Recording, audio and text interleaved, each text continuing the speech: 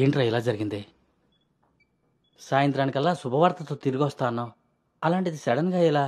సడన్గా ఏవి రావురా, అన్నీ ఎప్పటి నుంచో ఉంటాయి. సడన్గా బయటపడతాయి అంతే.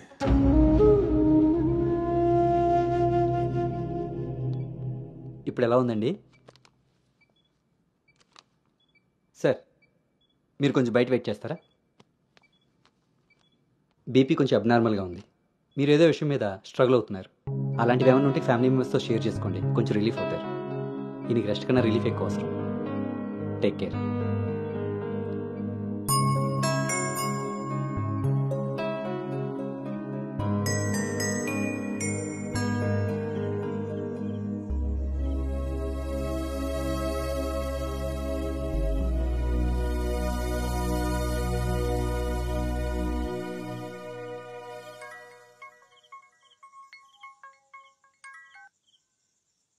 భార్గవి,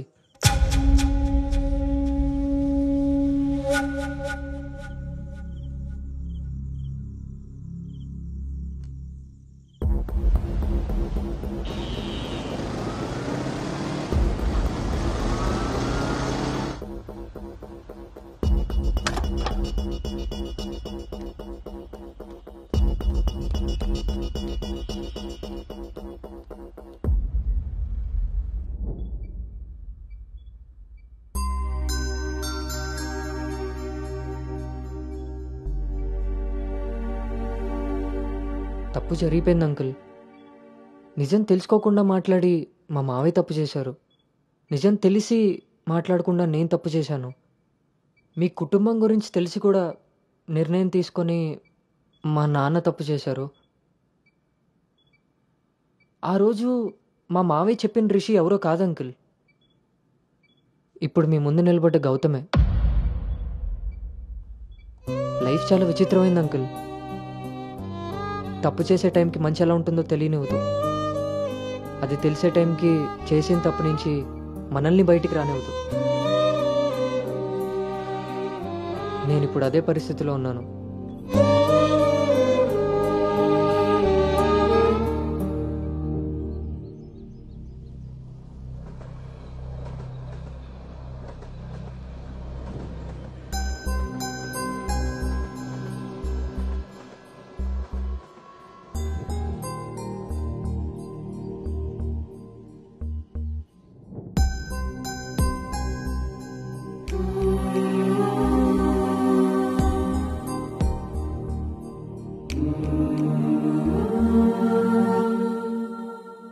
అమ్మాయి విషయంలో తప్పు జరిగిందని తెలిసాక కోపాన్ని ఆపుకోలేకపోయాను. మీ విషయంలో తప్పు చేశానని తెలిసాక మీ ముందు తలెత్తుకోలేక నిలబడ్డాను.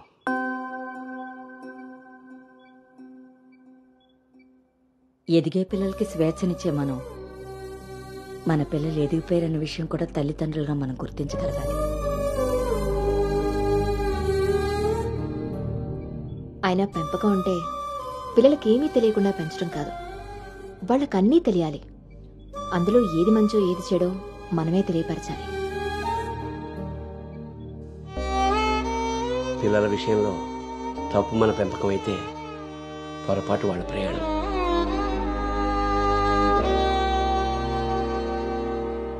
మనం మోస్తున్న పల్లెకిలో కూర్చున్నది మన పిల్లలు.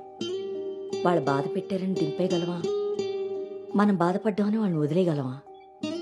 మన జీవితాంతం వరకు వాళ్ళని మోస్తూనే ఉంటాం. పిల్లలు కదా. మనం ఒకరినొకరు అర్థం చేసుకున్నాక ఇంకా కావాల్సింది కన్నీళ్లు కారణాలు కాదు.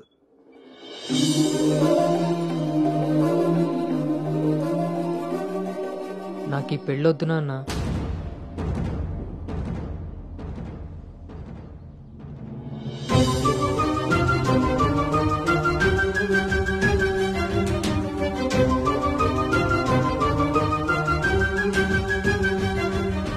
అసలు ఇది ఎలాంటి పెళ్ళమ్మా? పెద్దలు కుదిర్చి పిల్లల ఇష్టంతో జరుగుతున్న పెళ్ళ, లేక పిల్లలే ఇష్టపడి పెద్దల్ని ఒప్పించి చేసుకుంటున్న పెళ్ళ? పెద్దలు చేసే పెళ్లిలో కానీ పెద్దల్ని ఎదిరించి చేసుకునే పెళ్లిలో కానీ పెళ్ళి ఎలా ఉంటుందో ప్రేమ కూడా అలానే ఉంటుంది. కానీ మా పెళ్లిలో అది మాత్రమే ఉండదు. ఆ రోజు మీరు అడిగారు నన్ను, నువ్వు సంతోషంగా ఉండాలి అంటే నీకు ఎలాంటి భర్త కావాలి అని. అప్పుడు నా మనసులో మాట చెప్పాను. కానీ నేను ఆ రోజు చెప్పిన వ్యక్తి గౌతమ్ అయితే కాదు నాన్న. పెద్దలకి నచ్చినట్టుగా పిల్లల్ని పెంచుకునే అవకాశం అందరికీ ఉండొచ్చు. పెద్దలకి నచ్చిన విధంగా పిల్లలు పెళ్లి చేసే అదృష్టం కొంతమందికే ఉంటుంది.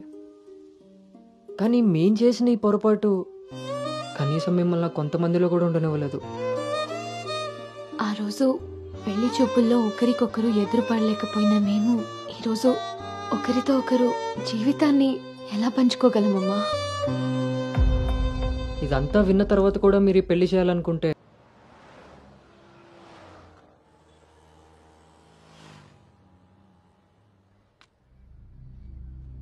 చిన్నతనం నుంచి నువ్వు నేను ఒకే ఊర్లో పెరిగాం.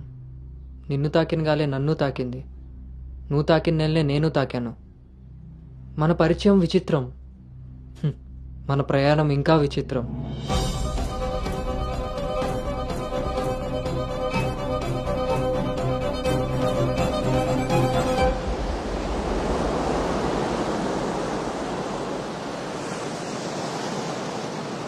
నీకు తెలియని విషయం ఏంటంటే మన పెళ్లి చూపులప్పుడు నేను నిన్ను చూశాను.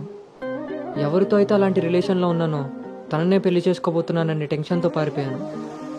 తర్వాత మళ్ళీ కలవకూడదు, కనీసం ఎదురుపడకూడదు అనుకున్నాను. కానీ మన మనసులు మనల్ని కలపకపోయినా పరిస్థితులు మనం మళ్ళీ ఎదురుపడేలా చేశాయి. మనం కలిసిన ఈ కొన్ని రోజులే నా మనసులో ఉన్న ఫీలింగ్స్ని నేను అర్థం చేసుకునేలా చేశాయి.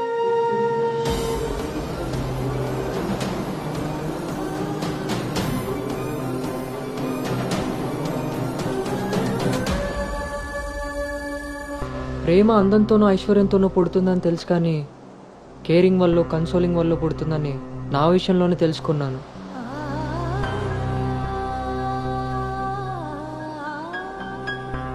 అసలు నీకు నాకున్న సంబంధం ఏంటి? ఎప్పుడు కలుద్దాం, ఎక్కడ కలుద్దాం? మరి అలాంటప్పుడు నీ స్ట్రగుల్ని నేనెందుకు ఫీల్ అవ్వాలి? ప్రతి క్షణం దాన్ని గుర్తు చేసుకుంటూ నేనెందుకు స్ట్రగుల్ అవ్వాలి? ఈ ఫీలింగ్స్ అన్నిటికీ అర్థం ప్రేమ.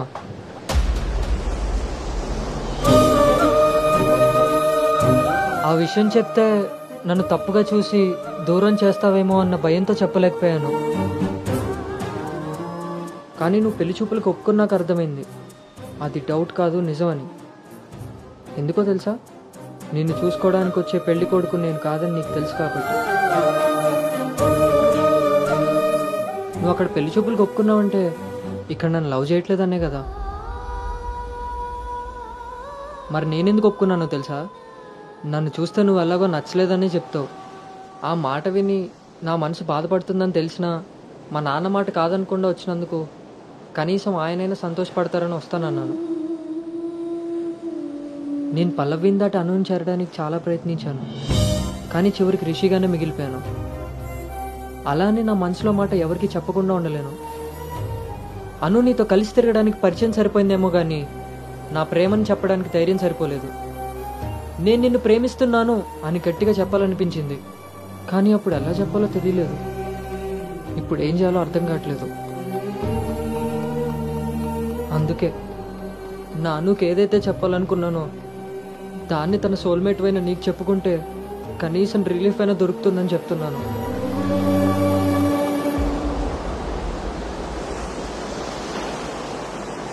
I love you Anu. I love you అను.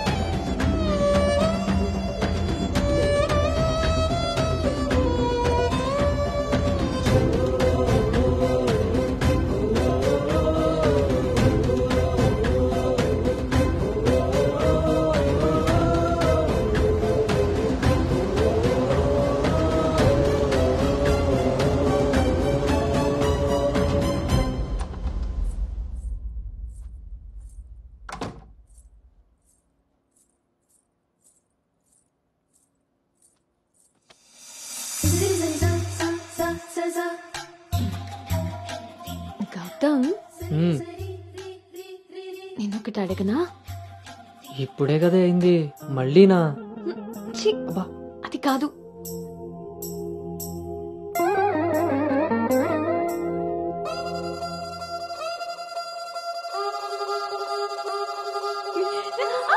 ఏ జాగ్రత్త.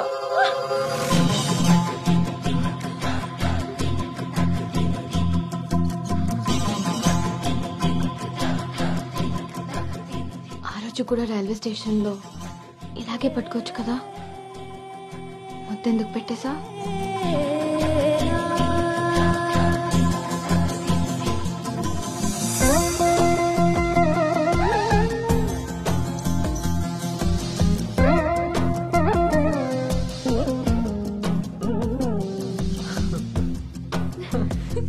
గౌతమ్ ఆగు. అను ప్లీజ్, ఇప్పుడు వద్దు. ఇప్పుడు కాక ఇంకెప్పుడు?